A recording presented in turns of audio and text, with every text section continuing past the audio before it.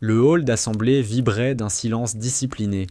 Les bottes parfaitement alignées, les uniformes tirés à 4 épingles, les épaules droites, chacun attendait la sonnerie qui annoncerait l'entrée du général. La lumière blanche des néons tombait en faisceaux nets sur les rangs impeccables de militaires. Seule une silhouette, immobile au fond de la salle, détonnait dans cette symétrie rigide. Avant qu'on entre dans le vif du sujet, dites-nous en commentaire d'où vous nous regardez, laissez un pouce bleu et abonnez-vous pour ne rater aucune prochaine histoire. Elena Hartmann, technicienne en logistique, matricule 318-47L, affectée à Camp Liberty depuis un peu plus de 2 ans. À 29 ans, elle portait encore sur son visage les traits doux d'une jeunesse qui n'avait jamais eu le temps d'exister. Son uniforme était celui des spécialistes civilo-militaires, sobre, sans décoration, sans le moindre insigne de rang. Elle tenait son dos droit, les bras le long du corps, les doigts légèrement crispés sur le tissu rêche de son pantalon de service. « Pourquoi ne saluez-vous pas le général ?» La voix claqua, tranchante, autoritaire. Un lieutenant à 2 rangs d'elle venait de la remarquer. Les têtes se tournèrent comme un seul homme. Dans un froissement d'étoffe, des dizaines de regards convergèrent sur elle. Elena ne bougea pas. Pas un muscle ne trahit l'effort qu'elle faisait pour rester immobile. L'air semblait vibrer entre eux. Autour, les murmures montaient. « C'est une blague ? Elle va se faire virer sur le champ. Qu'est-ce qu'elle attend ? Salut, bon sang !» Le général Mitchell venait d'entrer, précédé de 2 colonels et d'un photographe officiel. Sa stature remplissait l'espace. Il avançait lentement, les mains croisées derrière le dos, observant son personnel comme un maître d'école passe en revue ses élèves. Il s'arrêta à mi-chemin, attiré par le murmure inhabituel. Le lieutenant s'écarta, raide comme un piquet. « Y a-t-il un problème ici ?» demanda le général, sa voix grave mais contrôlée. Un silence tomba aussitôt. On entendait le bourdonnement des projecteurs et, quelque part, le grincement lointain d'un ventilateur mal fixé. Elena leva enfin le regard. Ses yeux clairs croisèrent ceux du général. Elle ne salua pas. Elle inspira lentement, comme si elle se préparait à un coup. Puis elle parla. 7 mots, simples, précis, irrévocables. « Vous avez laissé mourir mon unité, monsieur. » Les officiers se figèrent. Le temps sembla se contracter, suspendu entre 2 battements de cœur. Quelqu'un laissa tomber un stylo. Le son du métal contre le sol résonna étrangement fort. Le général cligna des yeux, décontenancé. « Pardon ?» Sa voix n'avait plus cette assurance pleine d'autorité. « Je ne vous reconnais pas. De quelle unité parlez-vous ?»« Iron Down » répondit-elle. « Avant-poste Red Echo, 15 octobre 2016. » Le nom tomba comme une pierre dans un puits. Les officiers autour échangèrent des regards incertains. Certains se raidirent, d'autres détournèrent droit les yeux. Le général Mitchell fronça les sourcils. Son aide de camp lui souffla quelque chose à l'oreille, mais il leva la main pour le faire taire. « Je ne me souviens pas d'une telle opération, » dit-il enfin, le ton neutre, presque las. « Vous devriez, » répondit Elena calmement. Un frisson parcourut la salle. Les caméras, installées pour enregistrer la cérémonie, continuaient de tourner, capturant chaque seconde de ce moment devenu surréaliste. Le lieutenant, blême, recula d'un pas. Personne ne savait comment réagir. Le général finit par se redresser, les mâchoires en haie contractées. Que tout le monde reprenne sa position, cérémonie terminée.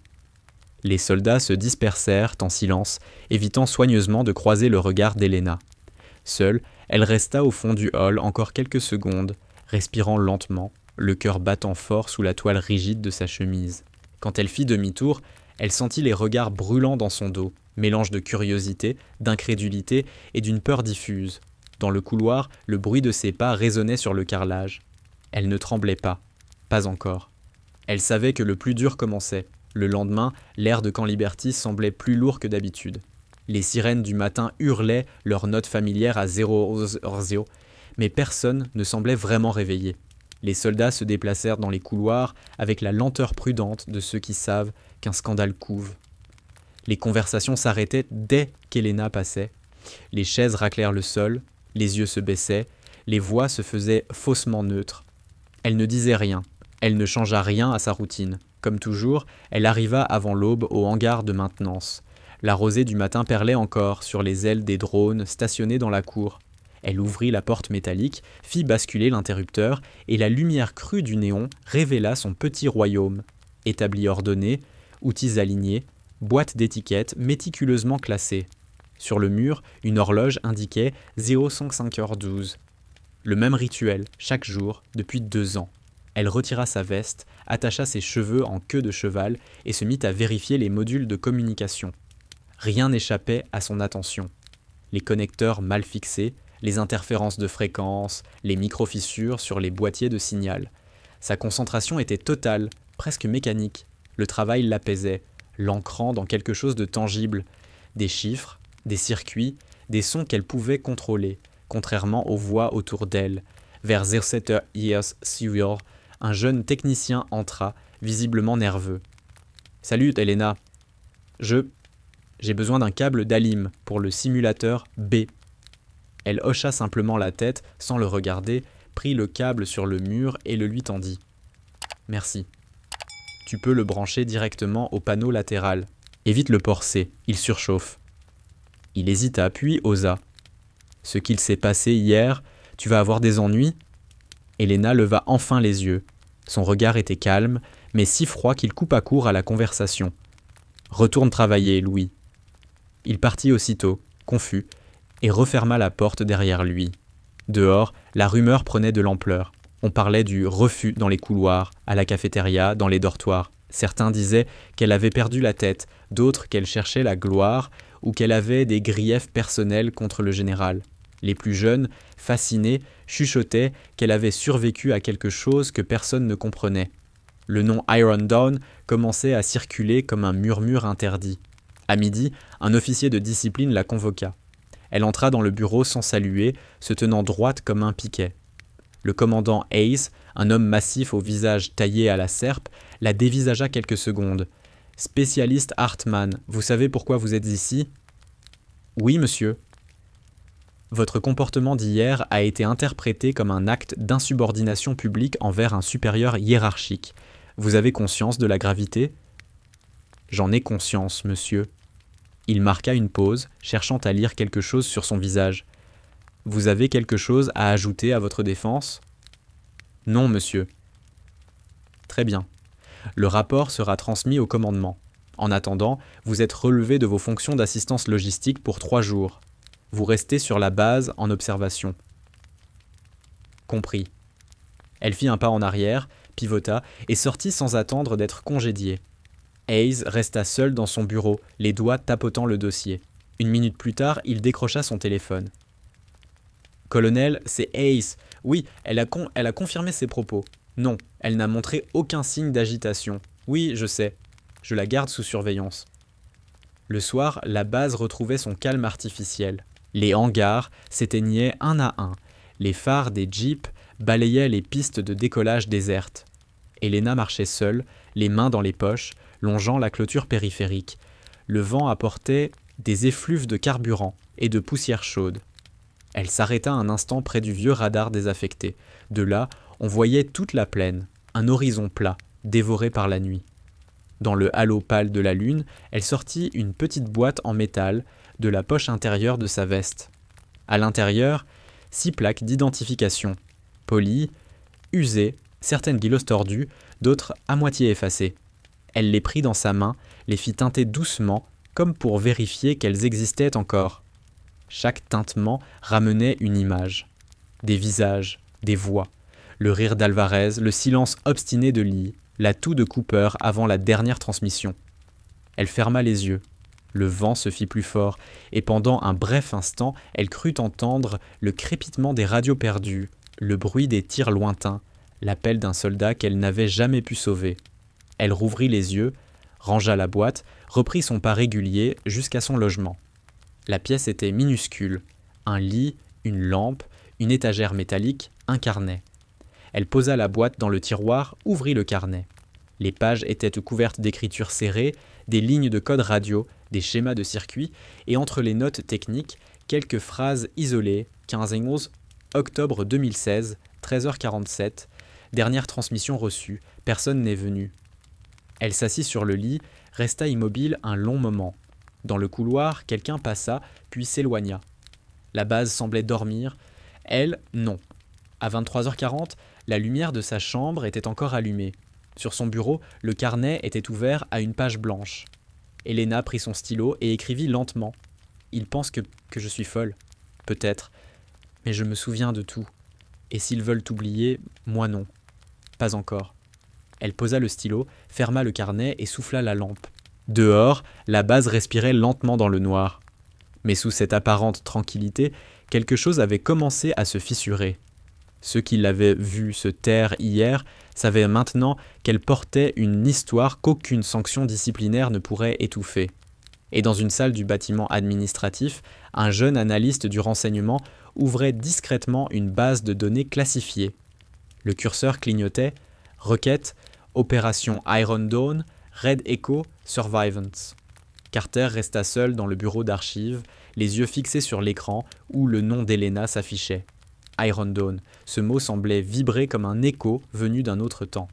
Il hésita avant de cliquer. Le dossier s'ouvrit lentement, ligne après ligne. Rapport d'opération daté du 17 octobre 2016. 6 membres engagés dans une mission de reconnaissance en zone hostile. Communication perdue à 13h45. Extraction annulée par ordre du commandement. Statut final, unité détruite. Puis, tout en bas du document, une note presque effacée, un survivant non confirmé. Hartman, Elena. Témoignage incohérent, traumatisme sévère. Carter sentit son cœur battre plus vite. Ce n'était pas une rumeur.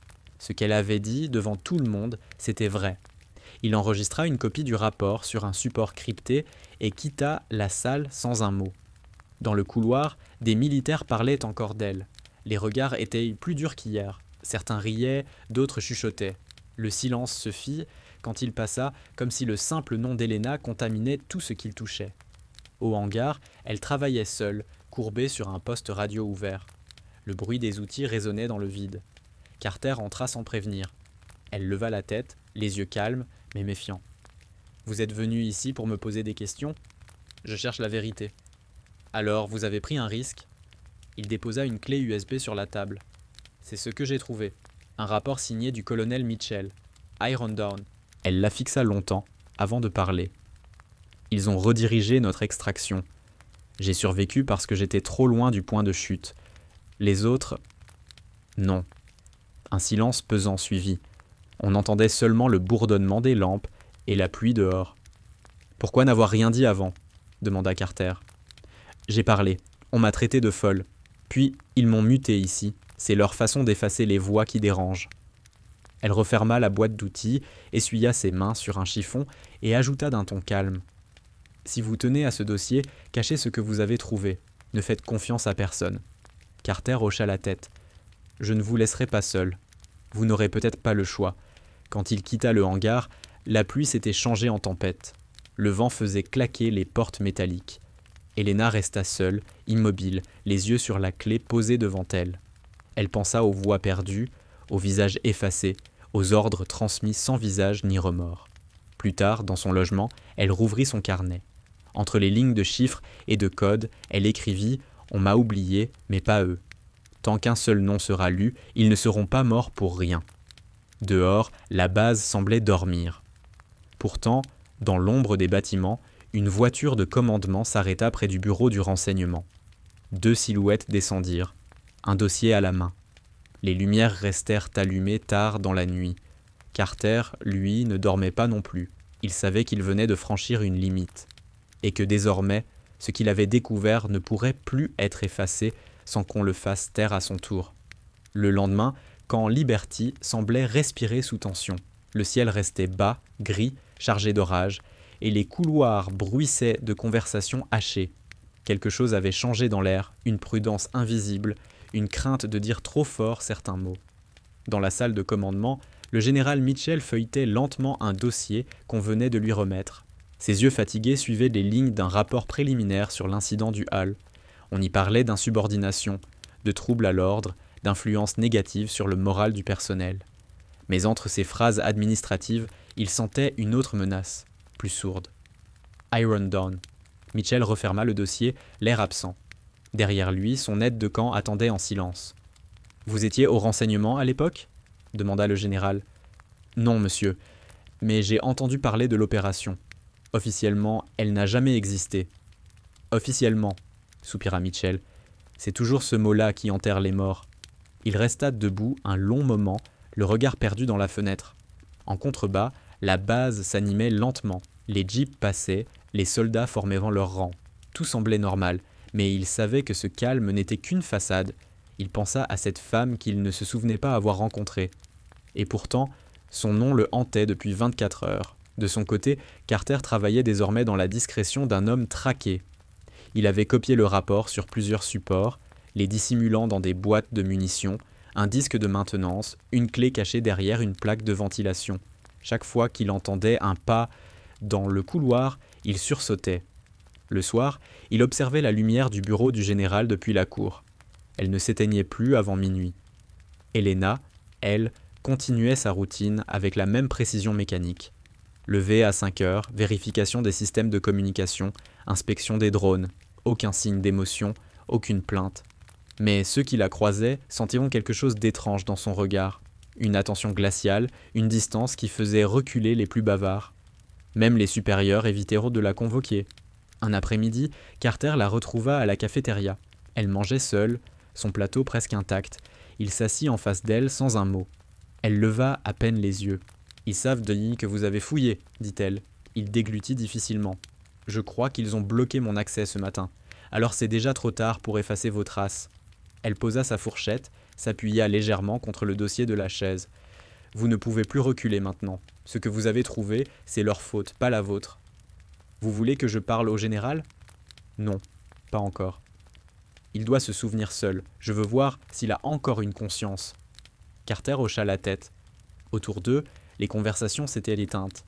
Quelques soldats observèrent la scène à distance, comme si la simple présence d'Helena attirait la curiosité et la peur. Quand elle se leva, tous détournèrent donc les yeux. Dans la soirée, un message interne circula discrètement. Réunion à huis clos convoquée par le général pour les responsables de section. Personne n'en connaissait la raison exacte. On parlait d'un rappel au protocole, d'un possible transfert disciplinaire. Certains disaient même qu'Helena serait renvoyée. Dans sa chambre, elle rangeait soigneusement ses affaires. Pas comme quelqu'un qui s'apprête à partir, mais comme une femme qui se prépare à ne rien regretter. Elle prit la petite boîte métallique, la posa sur la table, ouvrit le couvercle. Les plaques d'identification luisaient faiblement sous la lumière jaune. Elle en prit une, la fit tourner entre ses doigts, murmura quelques mots inaudibles. Puis elle referma la boîte et la glissa dans la poche intérieure de sa veste. La nuit, un orage éclata. Le vent siffla entre les antennes, la pluie battait les vitres du mess. Carter ne dormait pas. Il resta éveillé, observant la base à travers la fenêtre. Dans le bâtiment principal, une lumière demeurait allumée, celle du bureau du général. Mitchell était assis à son bureau, les mains jointes devant lui. Devant lui, les photographies d'anciennes campagnes. Des visages souriants, des uniformes propres, des décorations. Et parmi les dossiers ouverts, une vieille photo froissée. 6 soldats debout devant un blindé, poussiéreux, les visages jeunes et fatigués. Au dos, une inscription presque effacée. Iron Down, Red Echo, octobre 2016. Il se souvenait vaguement de cette mission, de la tension du front, des décisions prises trop vite. Il se souvenait d'un appel radio interrompu, d'une demande d'évacuation à laquelle il n'avait pas répondu à temps. L'ordre de redirection était venu d'un état-major supérieur, mais c'était sa signature qui figurait en bas du message. Il l'avait signé sans poser de questions. Il posa la photo sur le bureau, les doigts tremblants.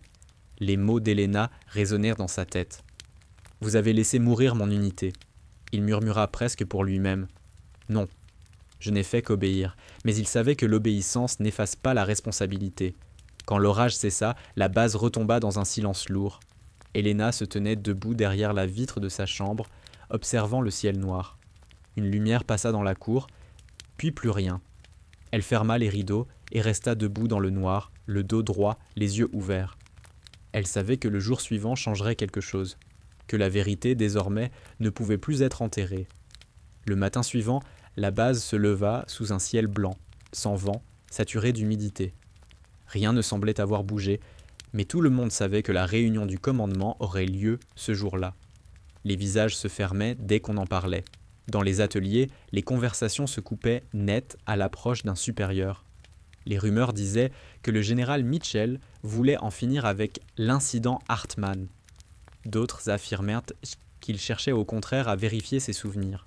Helena, elle, travailla comme si rien n'existait au-delà de ses outils. Ses gestes restaient précis, méthodiques. Elle avait appris à ne pas trembler. Les drones qu'elle entretenait, les radios qu'elle réparait, tout obéissait à un rituel silencieux. Le travail, pour elle, était une forme de respiration. Les autres évitèrent le hangar, comme si sa seule présence y imposait une atmosphère plus froide. Vers 9h, un sergent entra discrètement. Il lui remit une convocation signée du général. Réunion à 10h, bâtiment principal. Elle prit la feuille, la plia soigneusement, la glissa dans sa poche et continua de visser un panneau de commande. Quand elle termina, elle nettoya ses mains, rangea ses outils et sortit sans un mot. Dans le couloir du quartier administratif, elle croisa Carter. Il paraissait nerveux, les yeux cernés. « Ils t'ont convoqué ? » ?»« Oui. »« Tu veux que je t'accompagne ? » ?»« Non, ce n'est pas ton combat. »« Si, maintenant. J'ai vu ce qu'ils ont fait disparaître. » Elle s'arrêta une seconde, le regarda en silence. « Alors reste prêt à payer le prix, » dit-elle calmement avant de reprendre sa marche. La salle de conférence était déjà pleine. Une dizaine d'officiers assis autour d'une grande table de métal. Les stores fermés, la lumière artificielle donnait au lieu une teinte maladive. Le général Mitchell entra en dernier. Son visage semblait plus vieux, marqué par la fatigue. Il fit signe à Helena de s'asseoir. « Spécialiste Hartmann, » commença-t-il, « j'ai pris connaissance de vos antécédents et des dossiers concernant votre affectation. Votre conduite récente met en cause la cohésion de cette base. Pourtant, avant de prendre une décision, je veux comprendre. » Il fit glisser une chemise de documents vers elle. À l'intérieur, des copies de comptes, de rapports, des extraits de journaux de mission. Il en sortit un. Ce rapport, daté du 17 octobre 2016, mentionne votre unité. Vous confirmez avoir appartenu à Iron Dawn ? Oui, monsieur. Et vous affirmez que l'ordre d'annuler l'extraction provenait de mon poste de commandement ? Je ne l'affirme pas, je l'ai lu. Votre signature était sur le message de redirection. Un murmure parcourut la salle. Mitchell garda le silence quelques secondes, les mains croisées. J'ai signé des centaines d'ordres. Certains venaient d'au-dessus de moi. Vous devez savoir ce que c'est, la chaîne de commandement. Je le sais, répondit-elle, mais la chaîne s'arrête toujours quelque part. Mitchell inspira lentement. Pourquoi en parler maintenant, après toutes ces années ? Parce que j'ai vu que vous avez oublié leur nom, et je n'ai pas le droit d'oublier à votre place. Elle sortit de sa poche la boîte métallique. Les officiers échangèrent un regard incertain. Elle l'ouvrit, en sortit les plaques d'identification et les posa une à une sur la table. Capitaine Alvarez, sergent Cooper, caporal Lee, spécialiste Park, Privates Dawson et Morales. C'étaient mes camarades. Ils attendaient une extraction qui n'est jamais venue. Personne ne parla. Le bruit du climatiseur couvrait le silence. Mitchell se pencha, effleura du bout des doigts la plaque d'Alvarez. « Vous les avez gardés tout ce temps ? Quelqu'un devait le faire. » Un des officiers, un colonel nerveux, prit la parole. « Monsieur, avec tout le respect, nous ne pouvons pas rouvrir une affaire classée sans autorisation du ministère. » Mitchell ne répondit pas. Il fixait toujours Helena. « Vous avez noté tout cela dans un carnet, » dit-il enfin. « J'aimerais le voir. » Elle hocha la tête, sortit le petit cahier jauni de sa veste et le posa à côté des plaques. Les pages étaient couvertes d'une écriture serrée. Notes horaires, rapports de blessés, conditions météo, coordonnées, tout y était. Mitchell le feuilleta lentement. À chaque page, ses épaules semblaient s'alourdir. « Ces notes sont d'une précision remarquable, » murmura-t-il. « C'était mon rôle, j'étais opératrice en communication. » Il s'interrompit, referma le carnet et leva les yeux vers elle. « Vous croyez que je vous ai volontairement abandonné ? Je crois que quelqu'un l'a fait, et que vous avez signé sans lire. » Cette phrase tomba comme un verdict. Le général se figea. Autour, personne n'osait respirer. Finalement, il dit d'une voix plus basse. « Je vais vérifier les transmissions originales. Si ce que vous dites est vrai, il faudra que je parle plus haut. » Elle se leva. « Ce n'est pas pour moi que je suis venue, c'est pour eux. » Elle tourna les talons et sortit. Personne ne tenta de l'arrêter. Les officiers restèrent d'un silencieux, le regard perdu dans les plaques alignées sur la table. Mitchell demeura assis, le carnet ouvert devant lui. Il comprenait que ce jour-là, pour la première fois depuis longtemps, Il allait devoir affronter son propre passé. Quand Elena sortit de la salle, la lumière du couloir lui parut trop vive. Elle marcha sans but pendant plusieurs minutes, traversant les galeries métalliques du bâtiment principal. Dehors, le vent balayait la poussière sur le terrain d'entraînement. La base semblait calme, presque normale. Mais au fond, elle savait que chaque mot qu'elle venait de dire allait déclencher une onde qui ne s'arrêterait plus. Carter l'attendait près du hangar, les mains dans les poches. Il lut dans ses yeux que la réunion avait eu lieu. Comment ça s'est passé ? Ils ont écouté, répondit-elle simplement. Pour la première fois, ils ont écouté. Et le général ? Il se souvient. Mais il ne sait pas encore quoi en faire. Elle s'assit sur une caisse, fatiguée. Le vent soulevait les feuilles de ses dossiers. Carter la regardait, troublée par le calme qui se dégageait d'elle. Elle n'avait ni colère ni peur. C'était autre chose, une fatigue ancienne, trop lourde pour se dissiper. Dans le bureau du général, la réunion se poursuivait. Les officiers restants parlaient à voix basse. Mitchell n'écoutait presque plus. Il feuilletait encore le carnet, incapable de détacher son regard des pages tachées. Chaque ligne ramenait une image, un son, un souvenir. Il revoyait la salle des opérations de 2016, les écrans clignotants, la confusion des ordres. Il se souvenait de la voix du capitaine Alvarez à la radio. Il se souvenait aussi du moment où il avait signé la redirection d'extraction vers un autre secteur. C'était une décision tactique, dictée par la hiérarchie, justifiée sur le papier. Mais à présent, ces noms écrits à l'encre noire rendaient cette justification vide. Il se leva, s'approcha de la fenêtre. La base s'étendait sous un ciel bas. Des soldats s'exerçaient au tir, d'autres déplaçaient des caisses de munitions. Il se demanda combien d'entre eux connaissaient seulement la moitié de ce que signifiait un ordre mal transmis. Derrière lui, son aide de camp attendait. « Vous voulez que je classe le dossier, monsieur ? » ?»« Non. Pas cette fois. Faites-moi venir les enregistrements radio d'octobre 2016. Tout. Même les segments brouillés. » Dans la soirée, il reçut les premières bibandes. Les sons étaient déformés, couverts de parasites. Des voix se superposaient, parfois inaudibles. Mais au milieu du grésillement, il entendit une phrase. Une voix féminine, essoufflée, entre deux tirs. « Iron 12 à Coman, 3 morts, 2 blessés, demande d'évacuation immédiate. » Puis un silence, remplacé par la réponse d'un opérateur nerveux. Reçu. Redirection en cours. Après cela, plus rien. Mitchell resta immobile devant la bande. Il savait ce que cela voulait dire. Quelqu'un, ce jour-là, avait décidé de changer les coordonnées de l'extraction. Il ne savait pas encore qui, mais la signature sur l'ordre portait bien son nom. Il comprit que ce qu'il avait toujours pris pour une erreur administrative n'en était pas une. C'était un choix. Pendant ce temps, Elena travaillait dans la pénombre de son atelier.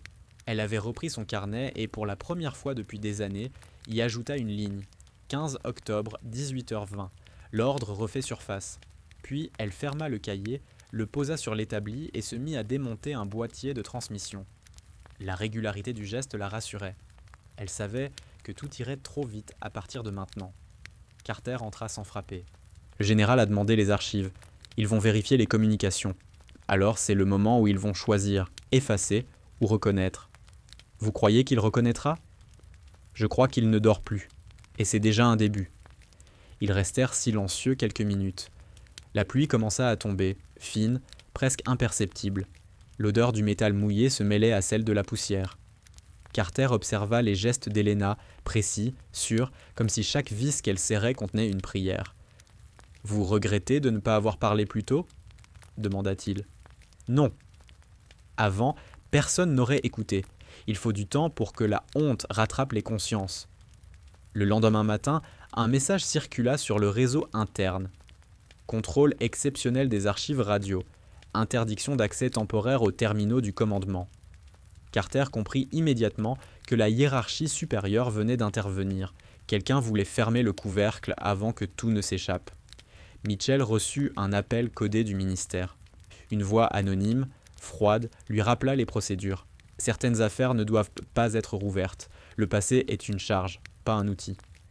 Il resta silencieux tout au long de la conversation, puis répondit d'un ton sec « Le passé, c'est surtout ce qu'on paye encore. » Et il raccrocha. Dans l'après-midi, il sortit de son bureau et marcha seul jusqu'au hangar. Les soldats qu'il croisait s'écartaient, surpris de le voir là. Elena levait la tête d'un poste de commande quand il entra. Il s'arrêta à quelques mètres. J'ai écouté les bandes. Vous disiez vrai. Je sais. Je n'étais pas seul à décider. Mais vous étiez celui qui signait. Il resta un moment sans parler. Que voulez-vous que je fasse? Que vous disiez leur nom à voix haute, que vous leur rendiez ce que le silence leur a pris. Mitchell acquiesça lentement. Il comprit qu'il n'avait plus le choix. Derrière eux, Carter observait la scène depuis la porte.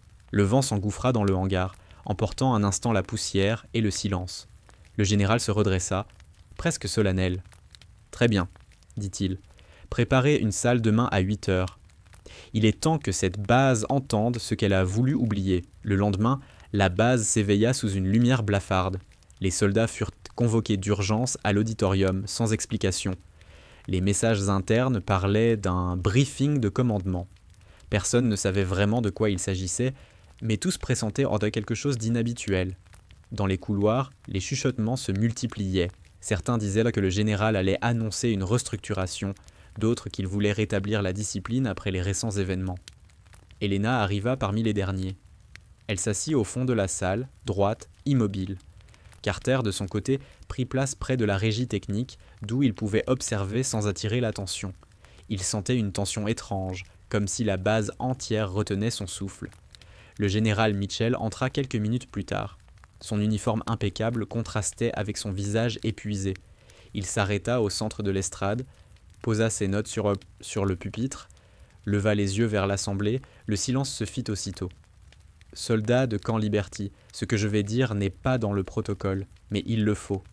Hier, j'ai rouvert un dossier que cette armée avait choisi d'oublier. Une opération menée en octobre 2016, nom de code Iron Down. » Un murmure parcourut la salle. Quelques anciens échangèrent un regard troublé. Mitchell continua. À cette époque, une unité de reconnaissance fut envoyée derrière les lignes ennemies. Une embuscade a détruit toute communication. Une demande d'évacuation a été reçue, puis redirigée. L'ordre portait ma signature. L'unité n'a jamais été secourue. Il marqua une pause. Ces mots résonnaient lentement dans l'air. On n'entendait plus que le bourdonnement des lampes. 5 soldats sont morts. Une seule a survécu. Elle est ici, parmi vous, spécialiste Helena Hartmann. Toutes les têtes se tournèrent vers le fond de la salle. Helena ne bougea pas. Ses yeux restèrent fixés sur le général. Il reprit, plus bas. « Hier encore, j'aurais dit que j'ignorais tout de cette histoire. Aujourd'hui, je sais que c'est faux. J'ai signé sans comprendre, sans vérifier, sans écouter. Et c'est ce silence-là qui a tué votre unité, Hartmann. Pas les balles. Le silence. Personne n'osa parler. Certains officiers détournaient le regard. D'autres semblaient figés. Carter observait la scène, incapable de respirer. Il comprit qu'il assistait à quelque chose d'inédit. Un aveu public, dans un monde où l'autorité ne se remet jamais en question. Mitchell inspira, chercha ses mots. « J'ai ordonné la réintégration officielle de l'unité Iron Dawn dans les registres. Un mémorial sera construit ici, sur la base. Ce n'est pas un geste politique. C'est une dette, et c'est le minimum que je puisse faire. » Helena se leva lentement. Tous les regards se braquèrent sur elle. Elle marcha jusqu'à l'avant de la salle. Les pas de ses bottes résonnaient sur le sol comme un métronome. Arrivée face au général, elle s'arrêta, droite. « Je ne suis pas venue chercher des excuses, » dit-elle d'une voix claire. « Ce que j'ai voulu, c'est qu'on se souvienne, pas seulement d'eux, mais de ce que le silence coûte à ceux qui obéissent. » Mitchell la regardait, incapable de répondre. Elle continua, plus doucement. « Vous avez été un soldat, comme nous tous. Vous savez que les ordres ne sont pas toujours des vérités. Les décisions que vous avez prises, d'autres les prendront demain. C'est pour cela que cette histoire doit exister, pour qu'ils sachent ce qu'elle vaut, une ligne signée trop vite. » Le général hocha lentement la tête. « Je comprends. Et je vous promets que leurs noms ne disparaîtront plus. » Elle recula d'un pas, fit un signe bref. « Alors vous avez fait ce que vous deviez. » Un long silence suivit. Personne ne bougea. Puis, un sergent dans la première rangée se leva. Sans un mot, il se mit au garde-à-vous. D'autres suivirent, un à un. Bientôt, la salle entière était debout. Pas un bruit, juste le frisson collectif d'un respect silencieux. Mitchell inclina légèrement la tête. Il n'avait plus besoin de parler. Helena regarda cette assemblée figée, et pour la première fois depuis longtemps, sentit le poids sur sa poitrine s'alléger un peu. Ce moment n'effaçait rien, mais il réparait quelque chose de minuscule, d'essentiel. Quand la cérémonie improvisée prit fin, Elle quitta la salle sans attendre. Carter la rejoignit dehors. « Vous avez gagné, murmura-t-il. « Non, personne ne gagne dans ce genre d'histoire. On apprend juste à porter la vérité sans qu'elle nous écrase. » Ils marchèrent ensemble jusqu'au hangar. Le vent soulevait la poussière, le ciel s'ouvrait enfin. Un rayon de soleil timide perça les nuages. Elena s'arrêta, leva les yeux vers la lumière. « Maintenant, dit-elle, il va falloir vivre avec. » Les jours suivants, la base retrouva lentement son rythme. Mais rien n'était tout à fait comme avant. Les visages semblaient plus attentifs, les salutations plus franches, les conversations moins bruyantes. On avait posé sur un mur près du bâtiment administratif un grand panneau provisoire, 6 noms gravés dans le métal, la devise en lettres sobres « Ils ont tenu la ligne ». Les soldats s'y arrêtaient parfois en silence avant de reprendre leur marche. Elena n'assistait pas à la mise en place du mémorial. Elle préférait rester à l'écart, dans le hangar, où le bruit des outils couvrait les souvenirs. Pourtant, chaque matin, elle passait devant le mur, sans s'arrêter, juste un regard rapide. Il lui suffisait de savoir que les noms étaient là. Carter continuait de travailler au renseignement, mais sous surveillance. Son supérieur lui avait rappelé que la curiosité avait des limites. Malgré cela, il sauvegardait encore des copies de tous les documents liés à Iron Dawn. Il savait que le vent pouvait tourner, que les vérités d'aujourd'hui pouvaient redevenir les secrets de demain. Un soir, il rejoignit Elena à la cafétéria. Elle lisait un rapport technique, assise près de la fenêtre ouverte sur la cour. « Ils ont terminé le mur, dit-il. Tu iras le voir ? Peut-être. Le général a fait poser une plaque supplémentaire, la tienne, pour avoir rappelé les voies perdues. » Elle eut un léger sourire, presque imperceptible. « Je n'ai rien rappelé, j'ai juste parlé. » Ils restèrent un moment sans rien dire. Dehors, le vent chaud faisait claquer les drapeaux. Les silhouettes passaient lentement entre les bâtiments. Carter observa Elena, sa posture rigide, ses yeux qui semblaient regarder plus loin que la base. « Tu vas rester ici ? » ?»« Non. Pas longtemps. Tu veux partir ? » ?»« Ce n'est pas une question de vouloir. J'ai fait ce que j'avais à faire. Maintenant, cette histoire leur appartient. » Le lendemain, Mitchell convoqua Carter dans son bureau. Le général paraissait apaisé, presque différent. « Vous avez aidé à faire sortir la vérité. Ce n'était pas sans risque. Je le sais. J'ai juste cherché à comprendre, monsieur. Et vous avez compris plus que la plupart. Vous restez affecté ici ? Si on ne me renvoie pas, oui.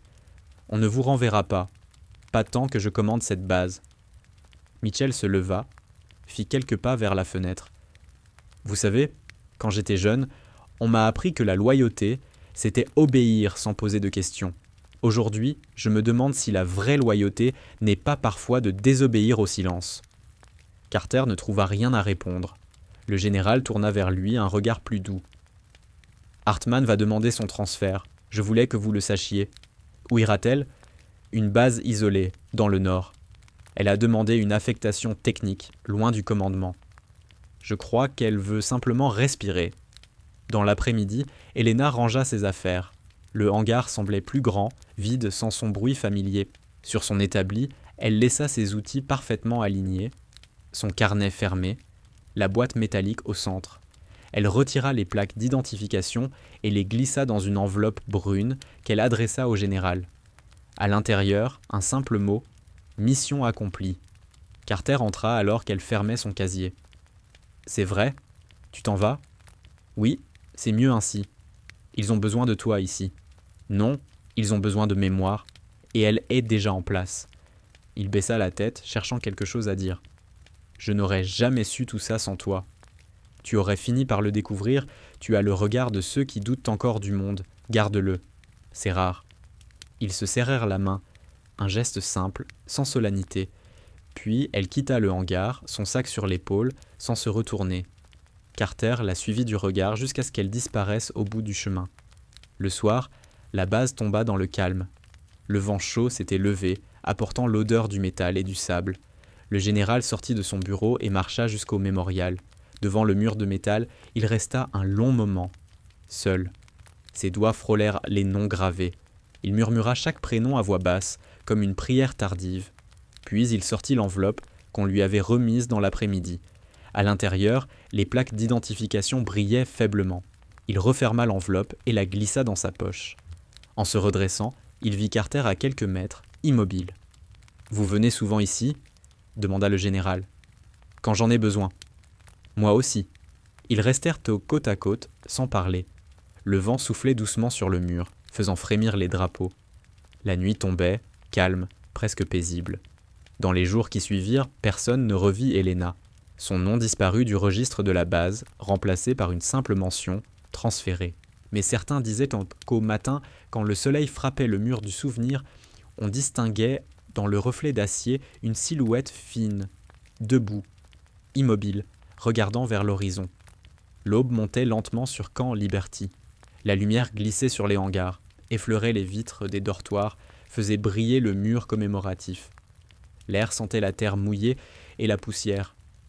C'était un matin comme tant d'autres, mais la base semblait différente, comme si quelque chose d'invisible l'avait allégée. Dans la cour, les soldats s'échauffaient, les moteurs grondaient, les ordres se perdèrent dans le vent. Pourtant, un silence particulier flottait, celui d'un lieu qui se souvenait. Helena n'était plus là depuis 3 semaines. Son départ avait été discret, presque secret. Une jeep l'avait conduite jusqu'à l'héliport au lever du jour, sans cérémonie, sans adieux officiels. Le général avait simplement observé la scène depuis le lit de son bureau, les mains croisées derrière le dos. Carter aussi était venu, à distance, dissimulé près du hangar. Il l'avait vu monter à bord, sans un regard en arrière. Puis, l'appareil avait disparu vers le nord, avalé par la brume. Depuis, sa présence restait partout. Dans les couloirs, dans le silence des ateliers, dans la rigueur nouvelle avec laquelle les équipes travaillaient, les techniciens vérifièrent désormais 2 fois les transmissions. Les officiers lisaient plus lentement les ordres avant de signer. Ce qu'elle avait dit avait laissé une marque qu'aucune directive ne pourrait effacer. Carter passait souvent devant le mémorial. Il s'arrêtait quelques minutes, les mains dans les poches, le regard fixé sur les noms gravés. Parfois, il trouvait des fleurs, parfois un ruban, parfois un petit drapeau planté dans la terre.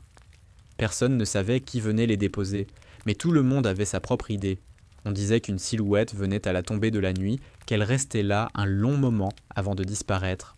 Personne ne cherchait à la surprendre. Un matin, une enveloppe arriva par courrier militaire. Pas de nom d'expéditeur, seulement un cachet d'une base isolée du Nord. À l'intérieur, une simple feuille, écrite à la main. « Je vais bien. Le silence ici n'est pas celui du mensonge, c'est celui de la paix. Prenez soin du mur. E.H. » Carter montra la lettre au général. Mitchell la lut sans rien dire, puis la rangea soigneusement dans son tiroir. « C'est tout ce qu'elle voulait, » dit-il enfin. « Que le silence cesse d'être une arme. » Les mois passèrent. Le mur devint un lieu de passage, presque un repère. Des recrues s'y arrêtaient, lisaient les noms, posaient parfois une main sur le métal froid. On y racontait l'histoire d'une femme qui avait osé se taire quand on exigeait un salut et parler quand tout le monde se taisait. Les anciens disaient que chaque armée avait besoin d'un fantôme pour se souvenir de ce qu'elle efface. Le général Mitchell finit par quitter son poste. Le jour de son départ, il fit une dernière visite au mémorial. Il resta longtemps immobile, puis déposa sur la pierre une médaille qu'il portait depuis sa première campagne. « Pour ceux qui ont obéi à la conscience », murmura-t-il, avant de partir. Carter reprit son travail, plus solitaire qu'avant. La base continuait de tourner, les missions reprenaient, les ordres circulaient. Mais pour lui, rien n'avait plus la même valeur. Il savait ce que pouvait coûter une signature, ce que valait une voix. Dans le silence de son bureau, il gardait encore les copies des fichiers d'Iron Dawn, enfermés dans une boîte marquée simplement « Vérité ». Une nuit, alors que la pluie battait les vitres, il rouvrit cette boîte. Il relut les rapports, les journaux de mission, les fragments de communication. Puis il s'arrêta sur un enregistrement qu'il n'avait jamais écouté. Une bande courte saturée de souffle et de bruit. On y distinguait à peine une voix féminine, brisée mais claire. « Nous tenons la ligne. Si quelqu'un m'entend, dites-leur qu'on a tenu. » Carter éteignit la lampe, laissa la bande tourner encore un instant, puis se leva. Il sortit marcher dans la cour. La pluie s'était calmée. Le mur du souvenir brillait sous les projecteurs, mouillé et vivant. Il s'en approcha, posa la main sur le métal froid. Le vent soufflait doucement. Quelque part, une radio grésilla, comme un murmure lointain. Il ferma les yeux. Pendant une seconde, il crut entendre une respiration familière, la même qui accompagnait les longues nuits de travail dans le hangar. Un souffle calme, régulier, presque humain. Le lendemain, le soleil se leva sur une base immobile. Le monde continuait, les ordres circulaient, les moteurs rugissaient à nouveau. Mais dans un coin du terrain, 6 petits drapeaux flottaient, plantés avec soin devant le mur. Un 7e, plus petit, avait été ajouté à côté, sans inscription. Personne ne dit rien. Personne ne demanda d'où il venait. Ce matin-là, le silence de Camp Liberty n'était plus un silence de peur. C'était celui du respect, celui d'une vérité qu'on avait enfin laissé respirer.